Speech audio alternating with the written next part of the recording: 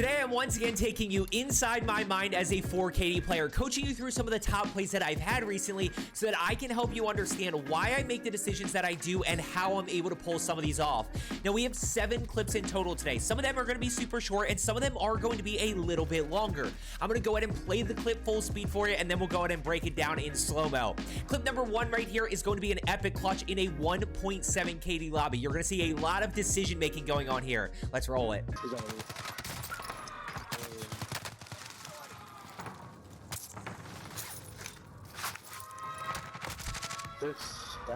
We're getting looked at too. Dude, right here with a sniper.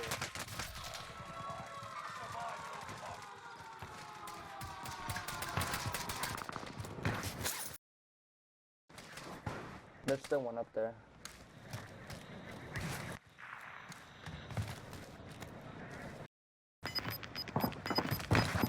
Pretty sure he's above you. Oh my god. Oh my god! You're doing This is better. There's one on the roof, right above you. And below you too. Lost your track.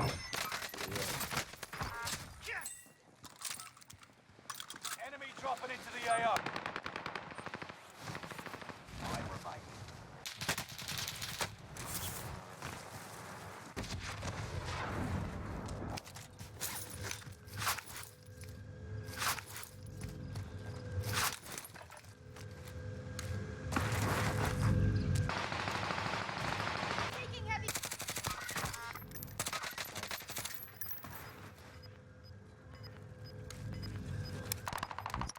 Closest by is not even you can't get help. Gas is moving in. You safe zone. One's in gas, I think, too. Yeah. That is crazy. Got gas moving in. Guaranteed clutches it. Snapshot's crazy, I ain't gonna lie. Mike's going off so you can hear. In the zone. So let's go ahead and pick this one up right here with me getting this down on the rooftop, and then I get absolutely torched by his teammate. Now, they immediately go for the res, so I know that there's multiple people up there. There's absolutely nothing that I can do about it. There's no way for me to get up there. Now, as I always say, once respawn disables, I go from focusing on getting kills to focusing on getting the win. And in this moment, there's a lot of things that are factoring into my decision to rotate to control early. First of all, there's people above me, so there's people that are going to try to basically fight me with gas. I've got a long rotation. My one teammate is dead and my other teammate is very low health. So I'm going to go ahead and plate up, and I use my stims for the speed boost here. Now I want to pause right here. Unless this guy shoots at me, I am literally just going to full send. I am not worried about this player. I saw this guy, but I'm not going to worry about him because I'm not even going to be able to win that gunfight if he starts shooting at me. The only way I have a chance here is if I can make it to a little bit of cover. So stim number 1 for the speed boost. Stim number 2, that is not for the health boost. I was using that for the speed boost to try to get to a little bit more cover. Now right here, we're going to go ahead, and one little thing that I do, notice how I kind of make an angle right here. I create an angle of a barrier as I turn right. So notice that I push right just a little bit to give myself a little bit more cover before making this final push into control, at which point I can plate up. Now I'm still not in circle, right? The 2 questions we always ask, where's your power position, where's your cover? Those are the 2 most important things. Cover being the most important, finding cover in circle. But right here, I still have a decent amount of time until I have to worry about being in circle. So I'm going to go ahead and try to hold a lot of these players. I know that there's 2 teams up at this tower building at Lighthouse Tower. I'm kind of listening for audio cues right now, and I'm just trying to see what I can find. This is where if you can actually get to a good position, like I am right here, knowing that there's people in tower, you can actually pick up a lot of free kills in endgame. I finished with 12 right here. I only have 7 right now. Like I said, 1.7 KD lobby. This was an absolute blender game. We were getting stacked left and right, but we're going to go ahead and see what we can find. Now, let's talk about this next play right here. I hear him, but as I always say, you can't trust directional audio, so I just have to center around this corner. We're going to go ahead and challenge. We're able to get that guy. Now, notice the OTS 9 shots right there. In this moment, there's pretty much nothing that I can do. I mean, I could try to get away, but in a lobby like this, you're never actually going to be able to get away. So I'm immediately going to go for the re-challenge here. And this right here is the camera break. That is the window of opportunity that I need to be able to get that down and thirst. Now, notice that I also still use a little bit of strafing movement to be able to get that kill. We get the thirst. Obviously, we see the one, but I actually didn't even look at the minimap. My camera's covered, but watch how we still strafe to the left a little bit right there. And he still is shooting to my right. So that's where we start to use that to my advantage. We're going to be talking about that move a little bit later, or another variation of that move. So we pick up 2 kills right there, and notice that there's a bunch of people now fighting towards, you know, the green ping over at Lighthouse. I also hear shooting above me. So I'm going to go ahead and clear the rooftop here. I've got to be really careful. I still have plenty of time to do this, and I can play this slower because I'm not rotating with gas. The one thing you cannot do is actually rotate with gas and try to fight people. You either need to rotate early or commit to the gas play. So we're going to go ahead. I hear the double res. We're going to go ahead and get this kill right here. And look, that player's obviously not as good of a player, but he's still in this lobby. You've still got to execute. 2 people flying in. Now, this is a maniac move right here. This is a little bit of a crazy move, but this is where I always try to outsmart people. Roof is clear, right? And I know that there are people fighting below me. There's 3 other teams and 5 other people. So I full send to get to this shack. This is exactly where I want to be, because notice it is in cover. I have plenty of cover. I'm in circle. I'm in a good position to then hold all of these control players out. I'm in a very good spot. Now, I take a little bit of damage. I don't know where I was getting shot from, but notice how I still play my cover there, and then I can push up to the shack. All I worry about is getting to the shack, and now I'm going to start shouldering these corners. I'm going to use these windows to my advantage to try to see if anybody is actually rotating across the street. I'm trying to see, and notice now I'm in a really good position to hold these people out of circle. We get one to the left. We're able to get that down, right? We're able to tag that guy up a little bit, and he still has to rotate in. Now, right there, he rotated in. In this moment, I noticed that it is a 1v1v1 situation. We've got 11 kills right there. They obviously started fighting, so I know where they, you know, the last person is. I have that advantage.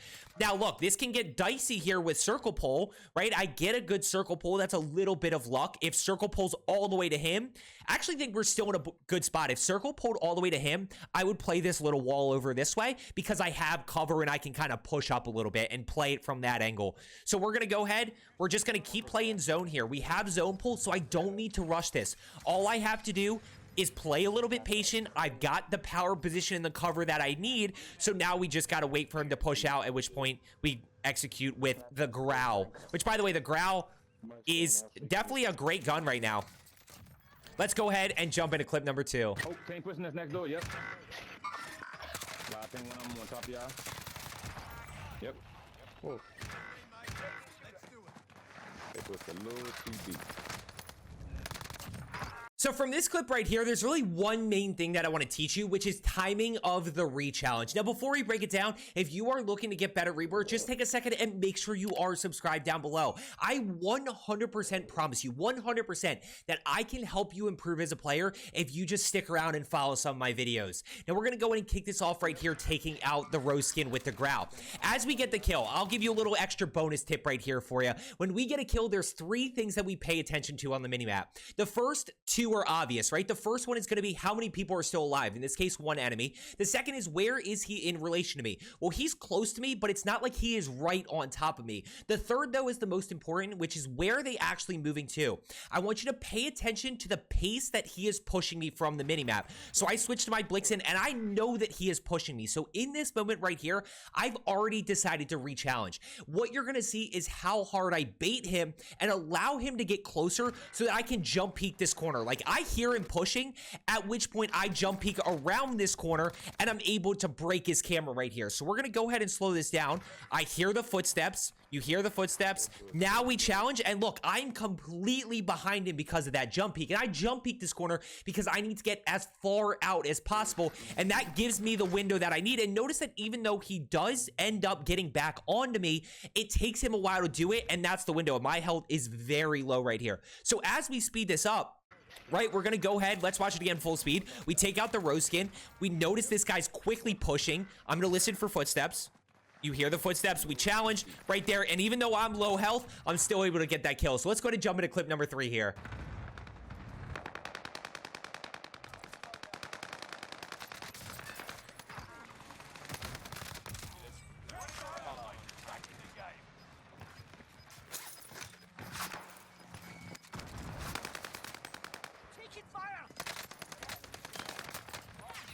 Okay, so real quick before we break this down, understand that every single clip that I chose today, I chose for a very specific reason. You might be looking at this clip and thinking there's really not much to it, but every clip that I chose, there's something in it that I feel like I can teach you that will help you improve as a player. In this case, it's going to be patience, using your environment, and do not panic.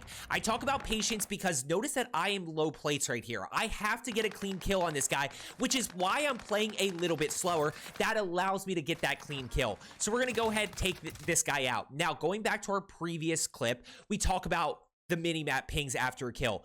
How many players? One player. Where is he? Below me. Where is he moving to? This guy's clearly moving up the stairs, and I just made a mistake in my next play by actually pushing down and basically looking him in the face right as I'm plating up. Now, I know that I'm in a bad spot right here. I know that I made a mistake, but I'm not going to panic. And what I want you to learn from this is the smallest piece of cover can throw your enemy off enough to give you time to then go ahead and challenge, right? Like, I'm not in a good spot. My gun's not out. I have very little cover right here, but because I use the AC unit or the vent, whatever you want to call it, he's not really able to hit me, and maybe a little bit, at which point I can go ahead and challenge him. Little bonus tip here for you. When you have a sweat on you who is using movement, make sure that you un-ADS. Your sensitivity is higher when you are not ADS, so you can go ahead and easily track that guy. So right here, I mean, look at it full speed, right? Just a very simple duck behind cover behind this vent right here throws my enemy off just enough, which now allows me to re-challenge. And look, I've got 50 rounds in the Blixen, and I'm down half a plate. This is a very winnable gunfight, even though I'm down half a plate. We're able to take out that TTV player right there. Let's go ahead and jump into clip number 4 here.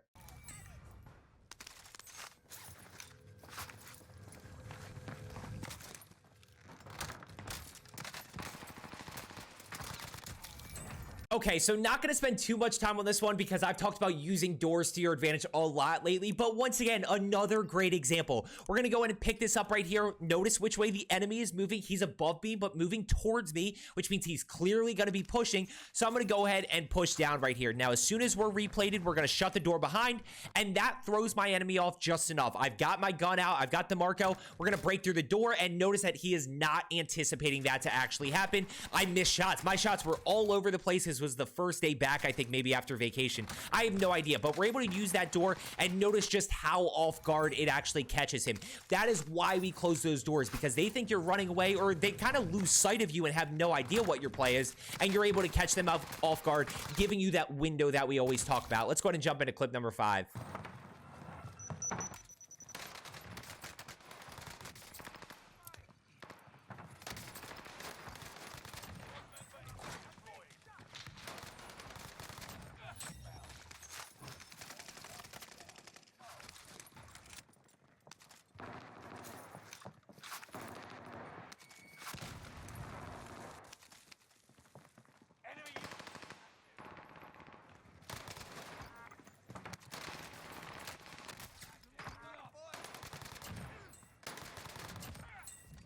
Okay, so let's go ahead and break this clip down right here, and there is a lot that I want to talk about. First things first, I want you to pay attention to the centering of the crosshairs, the anticipation, as I always talk about. Look at how I am perfectly centered at the top of the stairwell. Anticipating enemies being up here allows me to execute right there, and I take a little bit of damage right there, but we're able to get that down. Now, sure enough, here comes enemy number 2. I'm never going to be able to challenge that guy right here and be able to get that kill. So what do? We break the line of sight, and right here, I've already decided to re-challenge. You could 100% get away, but I'm going to go ahead and re-challenge this, play this aggressive because of the TTK. It's super fast. It's super easy to break cameras. We can go ahead and execute on this re-challenge. So we're going to go ahead, slide around the corner, and right there, I already have this at an even fight. I guess he wasn't full plates, but he's broken. I'm broken. This is an even fight right here.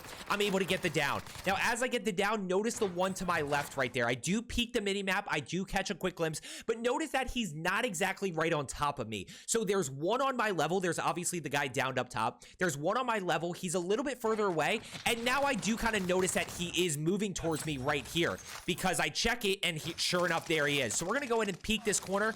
We're going to shoulder to see if he re-challenges. 99% of the time, and a lot of you would do this, you would get caught in attack sprint right here. So because of that fast TTK, why do I re-challenge this and take a look? Because I can take him out with the Blixen if he is caught in a attack sprint, 100%. especially hitting those high damage areas. Now, when he doesn't re-challenge, I'm gonna go ahead and pull back, and we're gonna replay it real quick. Now, we challenge around this way to see what we can find. We're patient. I don't want to give away my location, right? There's definitely 2 teams fighting because none of us down that person. So I don't want to give away my location just yet. I want to see if somebody peeks this corner. Maybe I can get a little cheeky knock and thirst and then figure out where even more people are. Now, once that guy's thirsted, we're going to go ahead and push. We're going to hip fire right here. But notice once again that there are still people shooting to my right. You can hear people still shooting. So I'm not going to worry about that thirst just yet. I'll let you guys listen. Right? Still people shooting. So I immediately go focus on this next enemy. Now, how this clip ends is something that if you watch me in stream, you know that I do all the time. It's something that's a really bad habit. You should not be doing this. You should fix this as soon as possible because I stopped shooting, right? I thought that guy was going to be down. I try to play a little bit too quick. Obviously, I get lucky there with a throwing knife, but at the end of the day, that's a mistake on my end. And yes, that has cost me gunfights. So, you know, overall, I think the biggest thing that I want you to take away from this is probably this re-challenge. You know, learning how to re-challenge is such a huge advantage because it allows you to get out of bad situations. You know, take this as a last chance re-challenge. I definitely could have gotten away, but there's a situation exactly like this where you cannot get away and you have no choice but to break that camera. You're able to get that down and thirst. So let's go ahead and jump into the next clip here.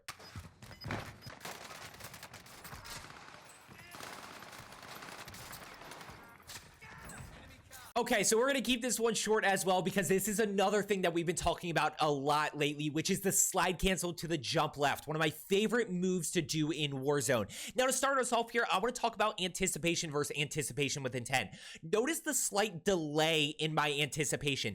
I center my crosshairs around the corner, but notice that little hesitation between actually shooting and when I see him. That's what causes me to take so much damage right there. Now, I am able to get the kill. I hear one right behind him. We're going to slow this down.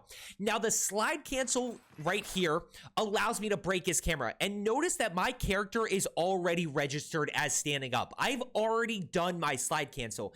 And what's going to end up happening is because I broke that camera or made it very difficult for him to track me, he's going to overcorrect to the other side, right? So now he's overcorrected all the way to my right side.